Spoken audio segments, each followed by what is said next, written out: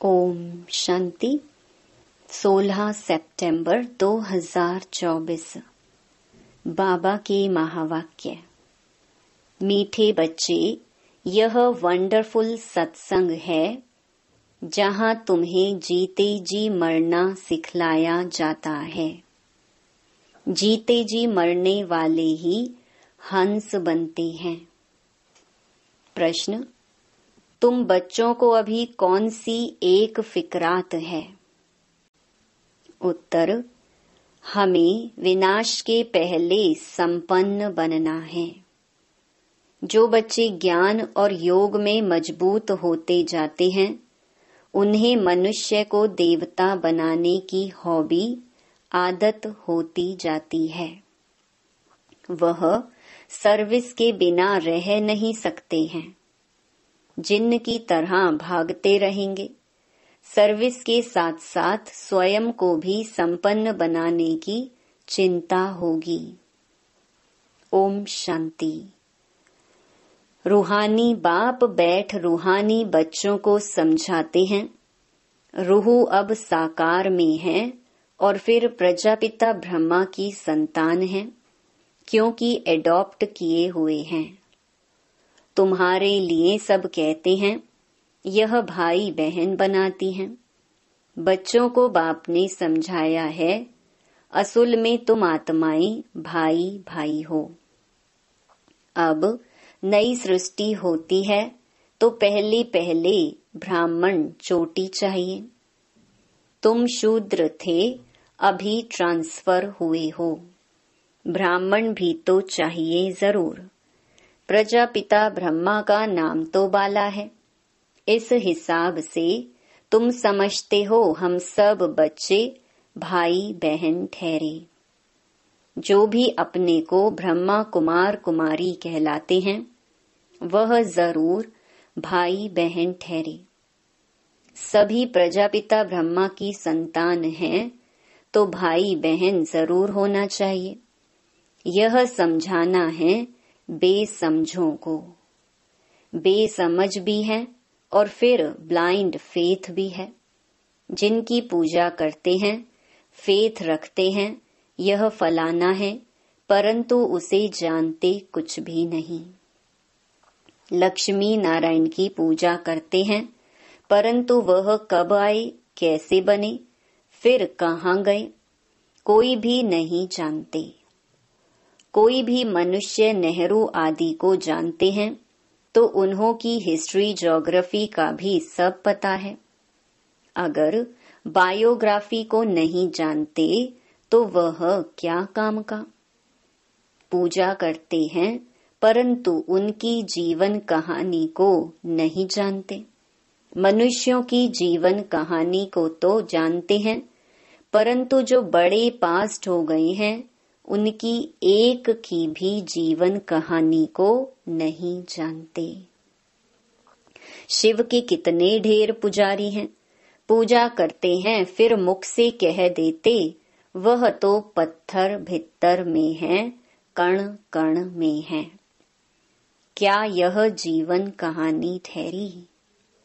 यह तो अकल की बात नहीं हुई। अपने को भी पतित कहते हैं। पतित अक्षर कितना फिट है। पतित माना विकारी। तुम समझा सकते हो कि हम ब्रह्मा कुमार कुमारी क्यों कहलाते हैं? क्योंकि ब्रह्मा की औलाद हैं और एडॉप्टेड हैं। हम कुख वंशावली नहीं, मुख वंशावली हैं। ब्राह्मण ब्राह्मणियां तो भाई बहन ठहरे ना, तो उनकी आपस में क्रिमिनल आई हो ना सके। खराब ख्यालात मुख्य हैं ही काम के। तुम कहते हो हम प्रजापिता ब्रह्मा की संतान भाई बहन बनते हैं। तुम समझते हो हम सब हैं शिव बाबा की संतान भाई भाई। यह भी पक्का है। दुनिया को कुछ भी पता नहीं है, ऐसे ही सिर्फ कह देते हैं। तुम समझा सकते हो सभी आत्माओं का बाप वह एक है। उनको सब पुकारते हैं। तुमने चित्र भी दिखाया है। बड़े बड़े धर्म वाले भी इस निराकार बाप को मानते हैं। वह है निराकार आत्माओं का बाप और फिर साकार में सभी का बाप प्रजापिता ब्रह्मा है, जिनसे फिर वृद्धि को पाते रहते हैं। झाड़ बढ़ता जाता है, भिन्न भिन्न धर्मों में आते जाते हैं। आत्मा तो इस शरीर से न्यारी है। शरीर को देखकर कहते हैं यह अमेरिकन है, यह फलाना है। आत्मा को तो नहीं कहते। आत्माएं सब शांति धाम में रहती हैं। वहां से आती हैं पाठ बजाने। तुम कोई भी धर्म वाले को सुनाओ, पुनर्जन्म तो सब लेते हैं और ऊपर से भी नई आत्माएं आती रहती हैं। तो बाप समझाते हैं तुम भी मनुष्य हो। मनुष्य को ही तो सृष्टि के आदि मध्य अंत का मालूम होना चाहिए कि यह सृष्टि चक्र कैसे घूमता है, इनका रचयिता कौन है, कितना समय इनके फिरने में लगता है। यह तुम ही जानते हो। देवताएं तो नहीं जानते हैं। मनुष्य ही जानकर फिर देवता बनते हैं। मनुष्य को देवता बनाने वाला है बाप। बाप अपना और रचना का भी परिचय देते हैं। तुम जानते हो हम बीज रूप बाप के बीज रूप बच्चे हैं। जैसे बाप इस उल्टे वृक्ष को जानते हैं, वैसे हम भी जान गए हैं। मनुष्य को कभी यह समझा न सके, परंतु तुमको बाप ने समझाया है। जब तक तुम ब्रह्मा के बच्चे नहीं बने हो, तब तक यहाँ आ नहीं सकते। जब तक पूरा कोर्स लेकर समझते नहीं हैं, तब तक तुम ब्राह्मणों की सभा में बैठा कैसे सकते। इसको इंद्र सभा भी कहते हैं। इंद्र कोई वह पानी की बरसात नहीं बरसाते हैं। इंद्र सभा कहा जाता है। परियां भी तुमको बनना है। अनेक प्रकार की परियां गाई हुई हैं। कोई बच्चे अच्छे शोभावान होते हैं तो कहते हैं ना, यह तो जैसे परी है। पाउडर आदि लगाकर सुंदर बन जाते हैं। सतयुग में तुम बनते हो परियां परिजादे। अभी तुम ज्ञान सागर में ज्ञान स्नान करने से परियां देवी देवता बन जाते हो। तुम जानते हो हम क्या से क्या बन रहे हैं। जो सदा प्योर बाप है, सदा खूबसूरत है, वह मुसाफिर तुमको ऐसा बनाने के लिए सांवरे तन में प्रवेश करते हैं। अब गोरा कौन बनावे? बाबा को बनाना पड़े ना। सृष्टि का चक्र तो फिरना है। अब तुमको गोरा बनना है। पढ़ाने वाला ज्ञान सागर एक ही बाप है। ज्ञान का सागर प्रेम का सागर है। उस बाप की जो महिमा गाई जाती है, वह लौकिक बाप की थोड़ी ही हो सकती है। बेहद के बाप की ही महिमा है। उनको ही सब पुकारते हैं कि हमको ऐसी महिमा वाला आकर बनाओ। अभी तुम बन रहे हो ना, नंबरवार पुरुषार्थ अनुसार। पढ़ाई में सब एक रस नहीं होते हैं। रात दिन का फर्क रहता है ना। तुम्हारे पास भी बहुत आएंगे। ब्राह्मण जरूर बनना है। फिर कोई अच्छी रीति पढ़ते हैं, कोई कम। जो पढ़ाई में सबसे अच्छा होगा तो दूसरों को भी पढ़ा सकेंगे। तुम समझ सकते हो, इतने कॉलेज निकलते रहते हैं। बाबा भी कहते हैं कॉलेज ऐसा बनाओ जो कोई भी समझ सके कि इस कॉलेज में रचता और रचना के आदि मध्य अंत का नॉलेज मिलता है। बाप भारत में ही आते हैं तो भारत में ही कॉलेज खुलते रहते हैं, आगे चल विदेश में भी खुलते जाएंगे। बहुत कॉलेज यूनिवर्सिटीज चाहिए ना, जहां बहुत आकर पढ़ेंगे। फिर जब पढ़ाई पूरी होगी तो देवी देवता धर्म में सब ट्रांसफर हो जाएंगे, अर्थात मनुष्य से देवता बन जाएंगे। तुम मनुष्य से देवता बनते हो ना। गायन भी है, मनुष्य से देवता किए करत न लागी वार। यहाँ यह है मनुष्यों की दुनिया, वह है देवताओं की दुनिया। देवताओं और मनुष्यों में रात दिन का फर्क है।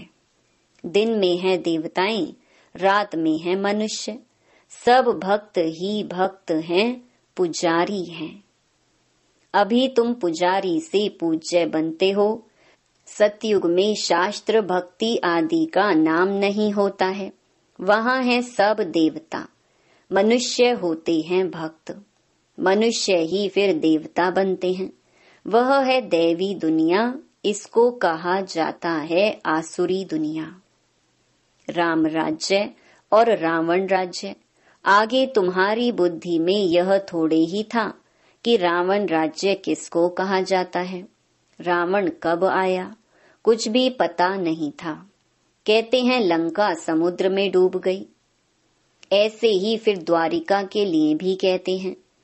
अभी तुम जानते हो यह सारी लंका डूबने की है। सारी दुनिया भी बेहद की लंका है। यह सब डूब जाएगी, पानी आ जाएगा। बाकी स्वर्ग कोई डूबता थोड़े ही है, कितना अथाह धन था। बाप ने समझाया है, एक ही सोमनाथ मंदिर को मुसलमानों ने कितना लूटा। अभी देखो कुछ नहीं रहा है। भारत में कितना अथाह धन था। भारत को ही स्वर्ग कहा जाता है। अभी स्वर्ग कहेंगे, अभी तो नर्क है, फिर स्वर्ग बनेगा। स्वर्ग कौन नर्क कौन बनाते हैं, यह अभी तुम जान गए हो। रावण राज्य कितना समय चलता है वह भी बताया है। रावण राज्य में कितने अथाह धर्म हो जाते हैं। राम राज्य में तो सिर्फ सूर्यवंशी चंद्रवंशी रहते हैं। अभी तुम पढ़ रहे हो। यह पढ़ाई और कोई की बुद्धि में नहीं है, वह तो है ही रावण राज्य में। राम राज्य होता है सतयुग में। बाप कहते हैं हम तुमको लायक बनाते हैं, फिर तुम ना लायक बन जाते हो। ना लायक क्यों कहते हैं? क्योंकि पतित बन जाते हो। देवताओं के लायकी की महिमा और अपनी ना लायकी की महिमा गाते हैं। बाप समझाते हैं तुम जब पूज्य थे तो नई दुनिया थी, बहुत थोड़े मनुष्य थे, सारे विश्व के तुम ही मालिक थे। अभी तुमको खुशी बहुत होनी चाहिए। भाई बहन तो बनते हो ना। वह कहते यह घर फिटाते हैं, वही फिर आकर जब शिक्षा लेते हैं तो यहाँ आने से समझते हैं कि नॉलेज तो बहुत अच्छी है, अर्थ समझते हैं ना। भाई बहन बिगर पवित्रता कहाँ से आए? सारा मदार पवित्रता पर ही है। बाप आते भी हैं मगध देश में, जो कि बहुत गिरा हुआ देश है, बहुत पतित है, खान पान भी गंदा है। बाप कहते हैं मैं बहुत जन्मों के अंत वाले शरीर में ही प्रवेश करता हूँ। यही 84 जन्म लेते हैं। लास्ट सो फिर फर्स्ट, फर्स्ट सो लास्ट। मिसाल तो एक का बताएंगे ना। तुम्हारी डिनाइस्टी बनने वाली है। जितना अच्छी रीति समझते जाएंगे फिर तो तुम्हारे पास बहुत आएंगे। अभी यह बहुत छोटा झाड़ है, तूफान भी बहुत लगते हैं, सतयुग में तूफानों की बात ही नहीं, ऊपर से नई नई आत्माएं आती रहती हैं। यहाँ तूफान लगते ही गिर पड़ते हैं। वहाँ तो माया का तूफान होता ही नहीं। यहाँ तो बैठे बैठे मर जाते हैं, और फिर तुम्हारी माया के साथ युद्ध है तो वह भी हैरान करती है। सतयुग में यह नहीं होगा। दूसरे कोई धर्म में ऐसी बात होती नहीं। रावण राज्य और राम राज्य को और कोई समझते ही नहीं है। बल सत्संग में जाते हैं, वहाँ मरने जीने की बात नहीं होती। यहाँ तो बच्चे एडॉप्ट होते हैं, कहते हैं हम शिव बाबा के बच्चे हैं, उनसे वर्षा लेते हैं। लेते लेते फिर गिर पड़ते हैं तो वर्षा भी खलास। हंस से बदलकर बगुला बन जाते हैं। फिर भी बाप रहमदिल है तो समझाते रहते हैं, कोई फिर से चढ़ जाते हैं। जो थमे माना स्थिर रहते हैं, उनको कहेंगे महावीर हनुमान। तुम हो महावीर महावीरनी, नंबरवार तो है ही। सबसे पहलवान को महावीर कहा जाता है। आदि देव को भी महावीर कहते हैं, जिससे ही यह महावीर पैदा होते हैं जो विश्व पर राज्य करते हैं। नंबरवार पुरुषार्थ अनुसार रावण पर विजय पाने के लिए पुरुषार्थ करते रहते हैं। रावण है 5 विकार। यह तो समझ की बात है। अभी तुम्हारी बुद्धि का ताला बाप खोलते हैं, फिर ताला एकदम बंद हो जाता है। यहाँ भी ऐसे हैं जिनका ताला खुलता है तो वह जाकर सर्विस करते हैं। बाप कहते हैं जाकर सर्विस करो, गटर में जो पड़े हैं उनको निकालो। ऐसे नहीं कि तुम भी गटर में गिरो, तुम बाहर निकल औरों को भी निकालो। विषय वैतरणी नदी में अपरम अपार दुख है, अभी अपरम अपार सुखों में चलना है। जो अपरम अपार सुख देते हैं उनकी महिमा गाई जाती है। रावण जो दुख देते हैं उनकी महिमा होगी क्या? रावण को कहा जाता है असुर। बाप कहते हैं तुम रावण राज्य में थे, अभी अपार सुख पाने के लिए तुम यहाँ आए हो। तुमको कितने अपार सुख मिलते हैं, खुशी कितनी रहनी चाहिए और खबरदार भी रहना चाहिए। पोजीशन तो नंबरवार होती है, हर एक एक्टर का पोजीशन अलग है। सब में तो ईश्वर हो न सके। बाप हर बात बैठ समझाते हैं। तुम बाप को और रचना के आदि मध्य अंत को जान जाते हो नंबरवार पुरुषार्थ अनुसार। नंबरवार पढ़ाई पर ही मार्क्स होती हैं। यह है बेहद की पढ़ाई। इसमें बच्चों का बहुत अटेंशन होना चाहिए। पढ़ाई एक रोज भी मिस ना हो। हम हैं स्टूडेंट, गॉड फादर पढ़ाते हैं, वह नशा बच्चों को चढ़ा रहना चाहिए। भगवानुवाच सिर्फ उन्होंने नाम बदलकर श्री कृष्ण का नाम डाल दिया है। भूल से श्री कृष्ण भगवानुवाच समझ लिया है, क्योंकि श्री कृष्ण हुआ नेक्स्ट टू गॉड। स्वर्ग जो बाप स्थापन करते हैं उनमें नंबर 1 यह है ना। यह ज्ञान अभी तुमको मिला है। नंबरवार पुरुषार्थ अनुसार अपना भी कल्याण करते हैं और दूसरों का भी कल्याण करते रहते हैं। उनको सर्विस बिगर कभी सुख नहीं आएगा। तुम बच्चे योग और ज्ञान में मजबूत हो जाएंगे तो काम ऐसे करेंगे जैसे जिन्न। मनुष्य को देवता बनाने की हॉबी आदत लग जाएगी। मौत के पहले ही पास होना है। सर्विस बहुत करनी है, पीछे तो लड़ाई लगेगी, नेचुरल कैलेमिटीज भी आएंगी।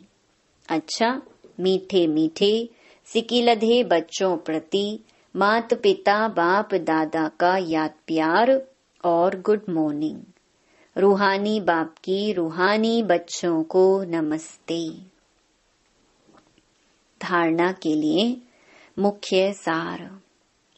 पहला, लास्ट सो फर्स्ट जाने के लिए महावीर बन पुरुषार्थ करना है। माया के तूफानों में हिलना नहीं है।